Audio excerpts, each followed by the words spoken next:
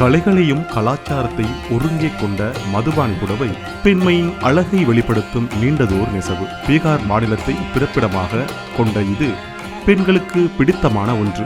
ராமாயண காவியத்தின் தலைவி சீதையின் தந்தை ஜனகர் ஆட்சி புரிந்த மிதிலையில் மதுபானி ஓவியங்கள் மிக பிரசித்தி பெற்றிருந்தன. சீதையின் திருமணத்தின் போது அரண்மனையை அலங்கரிக்க மதுபானி ஓவியங்களை வரைந்துள்ளனர். அங்கிருந்த மக்கள் அந்த ஓவியங்களை பார்த்து அதிசயித்து தமது வீடுகளிலும் அதை வரைய தொடங்கினர். காலப்போக்கில் அது மிதிலையின் பிரதான கலையாக மாறியது. அவர்களுக்கு பின் வந்த தலைமுறைகள் இந்த ஓவியங்களை ஆடைகளிலும் பொருத்தி அழகு பார்க்க புடவைதான் சிறந்த ஆடையாக இருக்க முடியும் என்று நிரூபணமானது. சமகால டிசைனர்களும் மதுபானி ஓவியங்களின் கலை தாக்கத்தில் ஆடைகளை வடிவமைக்கின்றனர். இந்திய பாரம்பரிய கலையான மதுபானி புடவை பூக்கள், மயில், பறவைகள், கடவுள் உருவங்கள், மிருகங்கள், காவியங்கள், கதைகள் போன்ற ஓவியங்களை உள்ளடக்கிய கட்டுப்பாடில்லாத ஆடையாக திகழ்கிறது. காகித பட்டு நூல்களை கொண்டு நெய்யப்படுவதால் அணியும் போது அத்தனை மென்மையை உணர வைக்கும். எவ்வித ஒட்டு வேலைப்பாடுகளுமின்றி ஓவியங்களை மட்டுமே பிரதானமாக கொண்டிருக்கின்றது. இந்த ஓவியங்கள் 3 கலை வடிவங்களில் வரையப்படுகின்றன. பிட்டிச்சித்ரா, பட்டச்சித்ரா, அரிபானா ஆகிய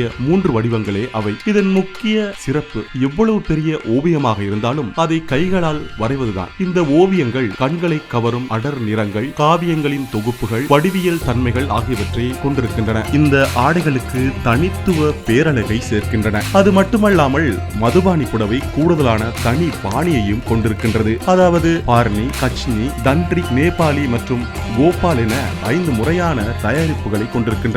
இந்த புடவையின் முந்தானையில் மட்டும் நுணுக்கமான சிக்கலான ஓவியங்களை வரைகின்றனர். அது புடவைக்கு ரிச் தோட்டத்தை கொடுக்கின்றது. இத்தகைய பாரம்பரியத்தை தாங்கி நிற்கும் மதிமயக்கும் மதுபானி புடவைகள் திருமண விசேஷங்கள் உள்ளிட்ட நல்ல நாட்களுக்கு பெரிதும் விரும்பப்படுகின்றன.